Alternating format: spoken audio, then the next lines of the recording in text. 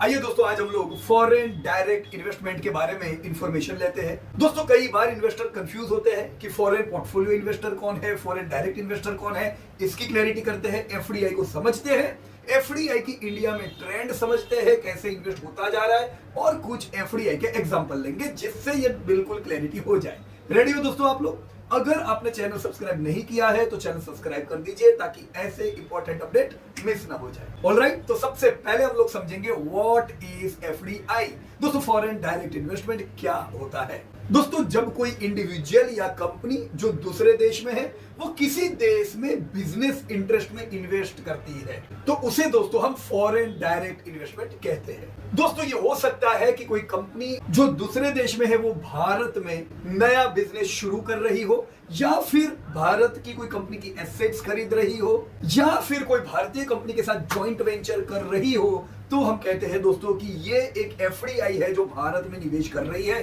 To make it simple, कोई दूसरे देश का इंडिविजुअल या कंपनी जब किसी और देश के बिजनेस में इंटरेस्ट रखता है in the terms of new business और एक्वायरिंग एसेट्स और by JV, we can say this is foreign direct investment. अब दोस्तों, इसका इंपॉर्टेंस क्या है? हमने इस बार के बजट में भी देखा होगा कि भाई चाइना की जो कंपनीज है उनकी प्रोडक्ट पे हम लोग लेवीज लगा रहे हैं, तो ये क्लियर इंडिकेटर है कि भाई उनकी प्रोडक्ट्स को हम एंटरटेन नहीं कर रहे। लेकिन अगर वो कंपनी भारत में आके बिजनेस करना चाहे, भारत में मैन्युफैक्चर करना चाहे, तो हमें दिक्कत नहीं है। ऐसा क्यों? क्योंकि दोस्तों, जब फॉरेन डायरेक्ट इन्वेस्टमेंट आते हैं तो उसके अनेक फायदे होते हैं। सिर्फ कोई जाके प्रोडक्ट बेच जाए आपके देश में तो धंधा उनको मिलता है, लेकिन जब वो कंपनी फॉरेन डायरेक्ट इन्वेस्टमेंट आपके देश में करती है तो उसके जो अलग अलग फायदे हैं उसमें है फायदा नंबर 1, इकोनॉमिक ग्रोथ होता है आपके देश में, क्योंकि ये जीडीपी को बूस्ट करता है by creating jobs in your company and increasing productivity. जब दूसरे देश में माल बन रहा है तो दोस्तों वहां पे जॉब क्रिएट हो रही है। हमें तो कोई फायदा नहीं है, पर अगर हमारे देश में माल बनता है तो जॉब्स यहां रहती है। फायदा नंबर 2 दोस्तों, टेक्नोलॉजी का ट्रांसफर होता है। कैसे? जब दोस्तों ये कंपनी अपना अनुभव लेके यहाँ आती है तो नई टेक्नोलॉजीज लेके आते हैं, नए एक्सपर्टाइज लेके आते हैं और नई मैनेजमेंट प्रैक्टिसेस सीखने को मिलती है। ये भी बड़े काम की चीज है। थर्ड, इंफ्रास्ट्रक्चर डेवलपमेंट में भी महत्व का रोल है। कैसे? क्योंकि एफडीआई एनकरेज करता है इन्वेस्टमेंट इंडस्ट्रियल में और सर्विस सेगमेंट में, जिसके लिए स्ट्रॉन्ग इंफ्रा तो चाहिए। फोर्थ, ग्लोबल ट्रेड एक्सपांशन मिलता है। दोस्तों, इससे दो देशों के बीच में ट्रेड रिलेशंस दोस्तों स्ट्रेंथन होते हैं। फिफ्थ दोस्तों, फाइनेंशियल स्टेबिलिटी मिलती है जितना ज्यादा एफडीआई आता है। कैसे? Because it helps increase foreign reserve.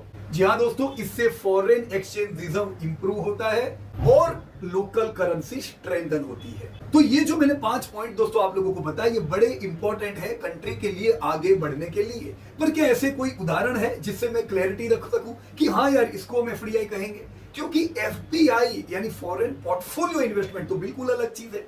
तो एफडीआई हम एग्जैक्टली किसे कह पाएंगे? जो यस इस देश में जॉब को बढ़ाए, जीडीपी को बढ़ाए, टेक्नोलॉजी लाए, इंफ्रास्ट्रक्चर बढ़ाए। ये क्या? जी हाँ दोस्तों, भारत ने ऐसे कई बड़े एफडीआई इन्वेस्टमेंट्स देखे हैं अलग अलग सेगमेंट में, जिसने भारत को मदद की है ग्रोथ में, टेक्नोलॉजी में और एम्प्लॉयमेंट में। कौन से उदाहरण? चलो मेरे को बताओ। रिसेंटली यानी कोविड के समय पे टेक्नोलॉजी और इनोवेशन में बहुत बड़ा एफडीआई का इन्वेस्टमेंट आया था। चलो याद करो कौन सा था? याद है दोस्तों, फेसबुक और गूगल ने जियो प्लेटफॉर्म में 2020 में निवेश किया था। जी हाँ दोस्तों, this is part of FDI. और ये किसने किया था? फेसबुक और गूगल ने। कितना किया था? दोनों ने इंडिविजुअली करीबन $5 बिलियन का निवेश किया था, जो एक ह्यूज इन्वेस्टमेंट है। इसकी क्या इंपैक्ट होगी दोस्तों? इस इन्वेस्टमेंट ने इंपैक्ट किया रिलायंस जियो को 4G 5G में एक्सपांड करने के लिए। तो चलो, ये तो 2020 का था। और कोई बड़ा निवेश याद है दोस्तों? सॉफ्टबैंक का निवेश याद है? पेटीएम में उन्होंने 2017 में किया था। यहाँ पे इन्वेस्टर कौन हुआ? एफडीआई कौन हुआ? सॉफ्टबैंक, जो जापान की बहुत बड़ी इन्वेस्टिंग कंपनी हुई। कितना इन्वेस्ट किया था? $1.4 बिलियन। इसका इंपैक्ट क्या आया? It fuelled the growth of fintech sector. दोस्तों, पेटीएम को लीडिंग प्लेटफॉर्म बनाने में इस फंड ने मदद की। और कोई एफडीआई इसी टेक्नोलॉजी सेगमेंट में याद करो 2017 में आया था। क्या दोस्तों? एप्पल ने तय किया था इंडिया में निवेश। जी हाँ दोस्तों, यूएस की एप्पल ने $1 बिलियन निवेश किया था। दोस्तों, इसका इंपैक्ट क्या आया और क्यों किया? दोस्तों, एप्पल चाइना पे डिपेंड नहीं रहना चाहता था और चाइना +1 की स्ट्रेटेजी के आधार पे इंडिया को उसने अपना मैन्युफैक्चरिंग हब बनाना तय किया। तो एप्पल ने पार्टनरशिप की। फॉक्सकॉन विस्ट्रॉन और पेगाट्रॉन के साथ, और दोस्तों भारत में $1 बिलियन निवेश किया। अब आइडिया आई, this all were FDIs in technology segment. Second दोस्तों, इंडिया का एक बहुत बड़ा सेगमेंट है ई कॉमर्स और रिटेल। अगर ई कॉमर्स और रिटेल इंडिया में ग्रोइंग इंडस्ट्री है तो एफडीआई की नजर होगी कि नहीं? कौन है बड़े एफडीआई जिन्होंने निवेश किया हुआ है? दोस्तों वॉलमार्ट का निवेश फ्लिपकार्ट में याद है 2018। दोस्तों दुनिया की सबसे बड़ी रिटेल चेन वॉलमार्ट जो यूएस की कंपनी है, उन्होंने भारत के फ्लिपकार्ट में निवेश किया $16 बिलियन में। 77% स्टेक उन्होंने फ्लिपकार्ट का खरीदा। दोस्तों इसका इंपैक्ट क्या है? ये भारत की सबसे बड़ी एफडीआई डील थी जिसने वॉलमार्ट को मजबूत किया अपनी ही कंट्री के अमेज़न जो ई कॉमर्स की लीडिंग कंपनी है उसके सामने टक्कर लेने के लिए। दोस्तों आपने अमेज़न का भी बड़ा निवेश भारत में देखा होगा 2014 जब अमेज़न ने ह्यूज इन्वेस्टमेंट किया।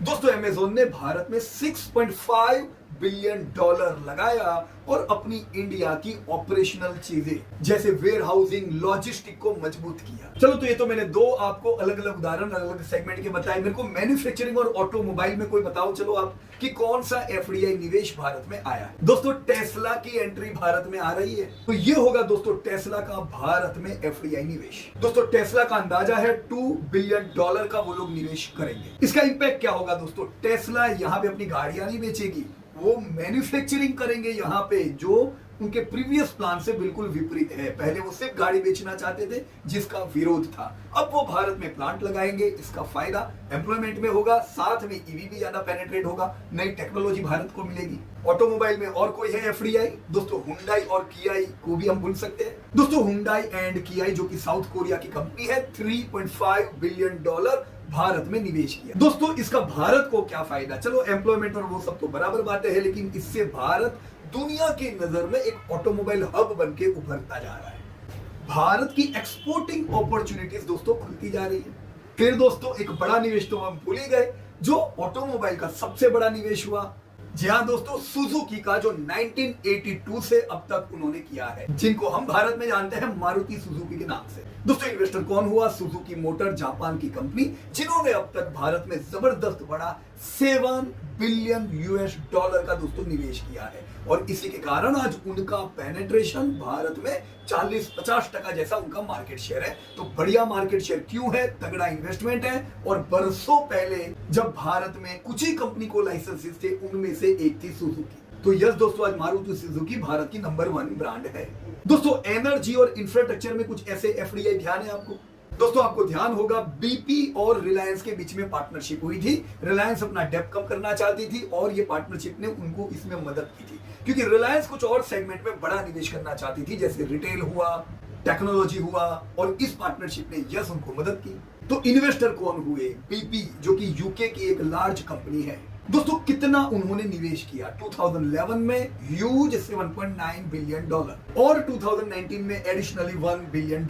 इसका इंपैक्ट क्या आया दोस्तों? इंडिया में एनर्जी सेक्टर और स्ट्रेंथन हुआ।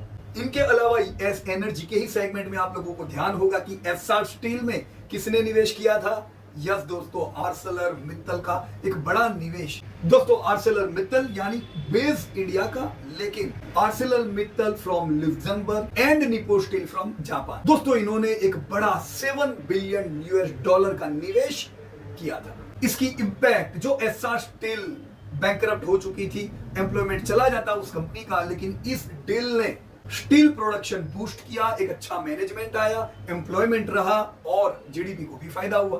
दोस्तों और एक बड़ी डील 2011 की अदानी और टोटल एनर्जीज के बीच की। दोस्तों टोटल एनर्जीज फ्रांस की कंपनी, $2.5 बिलियन इन्होंने भारत में अदानी के साथ निवेश किया।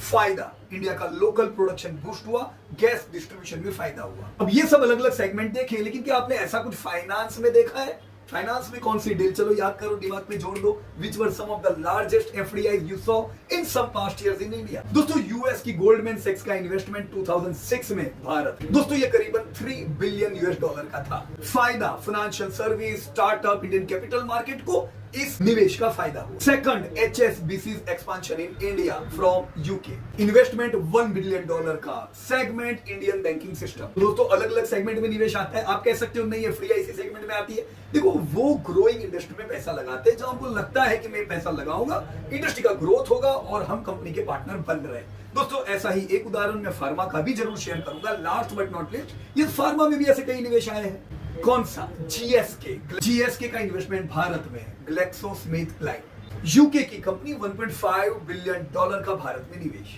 फायदा, इंडिया का फार्मास्यूटिकल सेगमेंट और वैक्सीन प्रोग्राम में दोस्तों बेनिफिट। तो ये सब अलग अलग हाई प्रोफाइल इन्वेस्टमेंट जो भारत में हो रहे हैं, ये बताते हैं नंबर 1, भारत एक टॉप ग्लोबल डेस्टिनेशन बनता जा रहा है। यूएस और चाइना की तरह अभी बहुत दूरी है, लेकिन यस हम फोकस में हैं। सेकंड, ध्यान में रखने जैसी चीज, tech, e commerce, manufacturing, renewable, ये कुछ की सेगमेंट हैं जहां पे एफडीआईज आ रही है। And most important third, government initiatives like make in India, make for the world, PLI schemes वगैरह वगैरह बूस्ट कर रही है एफडीआईज को। दोस्तों ईज ऑफ डूइंग बिजनेस इसको आसान कर रहा है। दोस्तों हमने अलग अलग उदाहरण देखे एफडीआईज के, लेकिन सही में दुनिया के टॉप 5 कंट्रीज कौन से हैं एफडीआईज के लिए? दोस्तों 2010 में टोटल $23 ट्रिलियन में लीड करता था Netherland, United State, Luxembourg, China. दोस्तों 2010 में भारत की पोजीशन बड़ी वीक थी, हम 26वें नंबर पे थे दुनिया के एफडीआई के लिस्ट में। लेकिन अब अगर हम 2023 का चित्र देखें तो चित्र कुछ बदल चुका है। 23 ट्रिलियन का जो पूरा एफडीआई दुनिया का था, ये 4.5% से बढ़ के आज दोस्तों 41 ट्रिलियन पहुंच चुका है और वर्ल्ड नंबर 1 कंट्री अब हो चुकी है यूएस। फिर आता है नीदरलैंड, फिर चाइना और फिर लग्जमबर्ग। तो टॉप 4 तो वही के वही है, पर रैंकिंग में चेंज हुआ है। चाइना और यूएस अपग्रेड हुए हैं एज पर 2023। पर इस अपग्रेड में भारत दोस्तों 2013 में हम 26 से 25वें रैंकिंग पे आए थे, मतलब एक स्टैंड अप हुए थे। पर 2023 आते आते हमारा एफडीआई का ग्रोथ इतना बढ़िया बढ़ा कि हम कई कंट्रीज को ओवरटेक करके अब 18th नंबर पे पहुंच चुके हैं। तो इन डेटा की की ऑब्जर्वेशन क्या है दोस्तों? भारत का एफडीआई ग्रोथ 10% कगार से बढ़ते बढ़ते जो 2010 में मर्ज $212 बिलियन था, ये 2023 में $728 बिलियन पहुंच चुका है। दोस्तों इसी रफ्तार में भारत बढ़ता चला गया, दोस्तों कमाल हो जाएगा। हमारा रैंकिंग 26 से इंप्रूव होके 18 आया है, पर भारत टॉप 5 एफडीआई की प्रिफर्ड इकोनॉमी में दोस्तों आ जाएगा, ये अनुमान है वर्ल्ड बैंक का। इससे दोस्तों हमको भी ऑब्जर्वेशन मिलता है कि यस इंडिया ने जो चेंजेस किए, इंडिया की जो गवर्नमेंट पॉलिसीज है, ये एफडीआई को अट्रैक्ट कर रही है। दोस्तों आपके सामने चार्ट है, एन्युअली एफडीआई का निवेश भारत में कितना आया है। दोस्तों 2010 में 11 में जो $0.21 ट्रिलियन आता था, अब हमारा बेस 50 to 73 ट्रिलियन का बन चुका है। दोस्तों 2023 में 0.73, और ये उम्मीद है कि हम आने वाले कुछ सालों में ये benchmark $1 trillion in single year भी दोस्तों पार करेंगे। तो खास चीजें दोस्तों, जितना एफडीआई भारत में आया है 80% एफडीआई हमने इसी दशक में देखा है। तो कुछ हुआ है इस दशक में जिससे भारत में एफडीआई आती जा रही है। दोस्तों यही चीजें इंडियंस की इनकम भी बढ़ा रही है, जॉब क्रिएशन हो रहा है। दोस्तों एज पर एफडीआई भारत में जो मेक इन इंडिया है, जीएसटी के जो जबरदस्त टैक्स रिफॉर्म किए, जो इंफ्रास्ट्रक्चर प्रोजेक्ट्स पे निवेश किए, जो डिजिटल इनिशिएटिव्स लिए, ये सारी चीजें एफडीआई को अट्रैक्ट कर रही है। दोस्तों मैं एफडीआई का इनफ्लो ट्रैक करूं तो 2010 से 2013 के बीच में 17% से एफडीआई का इनफ्लो बढ़ा था, लेकिन 2013 से 23 के बीच में 192% से दोस्तों एफडीआई का इनफ्लो एन्युअली दोस्तों भारत में बढ़ा है। तो this shows India's ability to attract foreign direct investment. तो दोस्तों इतने बड़े वर्ल्ड में जो भारत का जीडीपी में कंट्रीब्यूशन 4% है, और हम देख रहे हैं कि हमारा जीडीपी में कंट्रीब्यूशन बढ़ रहा है। एफडीआई में भी अभी तो हम 18th नंबर पे है, पर यस हमारा ग्रोथ बढ़िया है, तो हम अभी टक्कर ले रहे हैं दुनिया की बड़ी बड़ी इकोनॉमीज के साथ में। पर जब हम खुद को दूसरी इमर्जिंग इकोनॉमी से कंपेयर करते हैं तो क्या, तो यहाँ पे दोस्तों मेजॉरिटी ऑफ द जो ग्रोइंग इकोनॉमीज है वो भारत के टक्कर में तो आती नहीं है, क्योंकि हम खुद को सीधे सीधा डेवलप इकोनॉमी के साथ कंपेयर अब कर पा रहे हैं। चाइना ने ह्यूज एफडीआई इनफ्लो अट्रैक्ट किया है। अब दोस्तों हम कई बार कहते हैं कि हम चाइना से 20 साल पीछे हैं, तो 2004-5 के आसपास उनका भी एफडीआई इनफ्लो अपने जितना ही था। 2010 में 1.6 ट्रिलियन का एफडीआई चाइना का अब स्टेडीली बढ़ते बढ़ते 3.65 ट्रिलियन का पहुंच चुका है।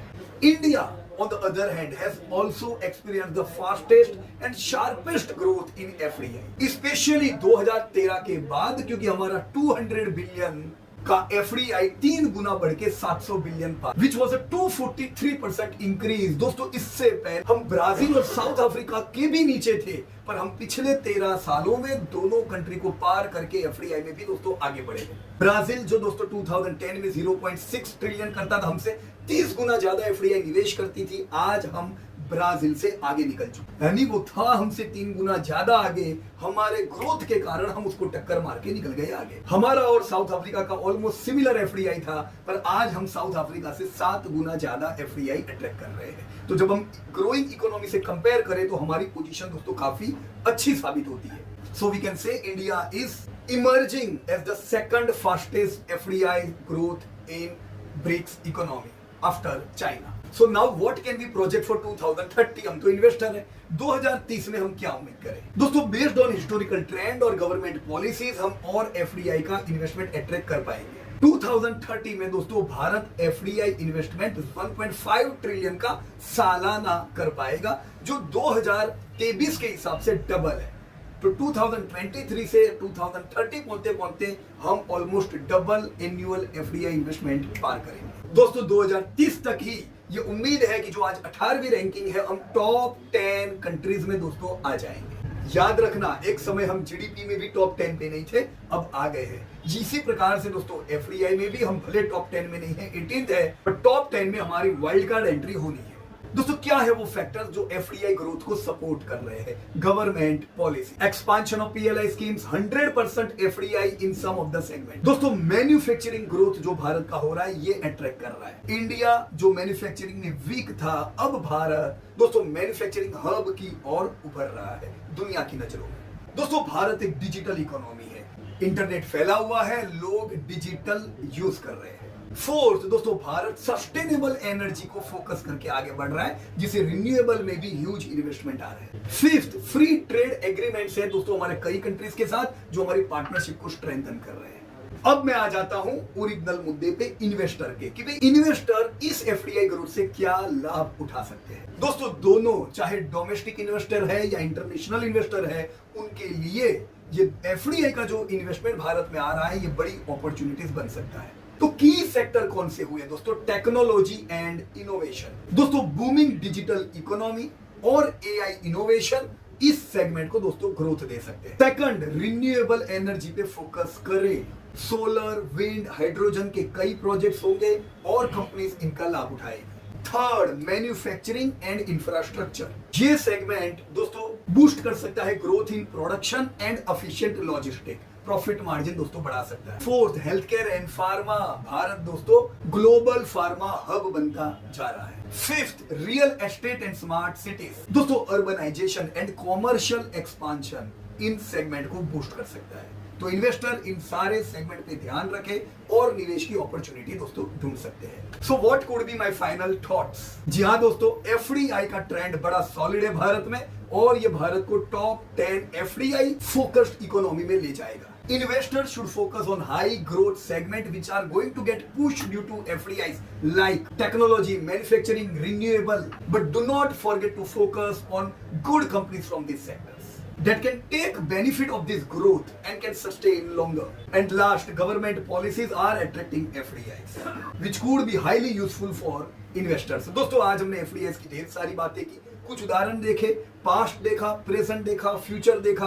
अब इसका लाभ उठाना है एज ए इन्वेस्टर, तो ये सेगमेंट पे दोस्तों ध्यान देना होगा। मुझे कमेंट बॉक्स में जरूर बताइएगा आप किस सेगमेंट पे फोकस कर रहे हो अगले दशक का वेल्थ लेने के लिए। Thank you very much and best of luck to everybody. जय Hind. Disclosure: This update is for educating purpose. We are not tip provider.